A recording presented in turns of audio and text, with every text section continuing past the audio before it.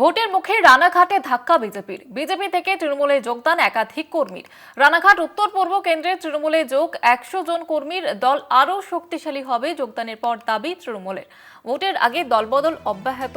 ভোটের মুখে রানাঘাটে এবার ধাক্কা বিজেপির, কারণ 100 জন তৃণমূলে যোগদান করলে বিজেপি থেকে তৃণমূলে যোগদান একাধিক কর্মীর এবং বিধানসভা নির্বাচনের আগে বড় ধাক্কা বিজেপির এবং দলবদল অব্যাহত। দিকে দিকে আমরা দেখতে পাচ্ছি কোথাও বিজেপি থেকে তৃণমূল, কোথাও তৃণমূল থেকে বিজেপি। এবার ভোটের মুখে রানাঘাটে ধাক্কা খেল বিজেপি, কারণ বিজেপি থেকে তৃণমূলে যোগদান একাধিক কর্মী এবং দল আরো শক্তিশালী হবে বলে বার্তা দেওয়া হলো তৃণমূলের তরফ থেকে।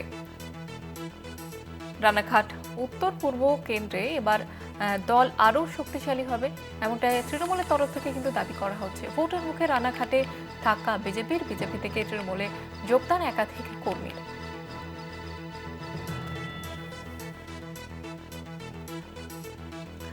আমাদের সঙ্গে টেলিফোন লাইনে রয়েছেন আমাদের প্রতিনিধি সঙ্গীতা চট্টোপাধ্যায়। সঙ্গীতা, ভোটের আগে এই যে দলবদল, কেন এই দলবদল এবং এটা ভোটের আগে কতটা প্রভাব পড়বে? হ্যাঁ দেখো জুহিতা, তোমাকে জানিয়ে রাখি প্রথমেই ভোটের মুখে কিন্তু একের পর এক ধাক্কা গেরুয়া শিবিরের রানাঘাট উত্তর পূর্ব বিধানসভা কেন্দ্রে। রানাঘাট উত্তর পূর্ব বিধানসভা কেন্দ্রে কিন্তু একাধিক এলাকায় বলা যেতে পারে প্রত্যেক দিনই ভোটের মুখে বহু বিজেপি কর্মী তৃণমূলে যোগদান করছেন।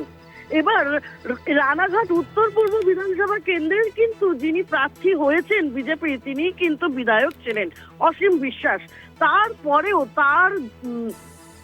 তার উপর ক্ষোভের কারণে কিন্তু বিজেপি দলের কর্মীরা কিন্তু তৃণমূলে এই যোগদান করছেন বলেই জানা যাচ্ছে।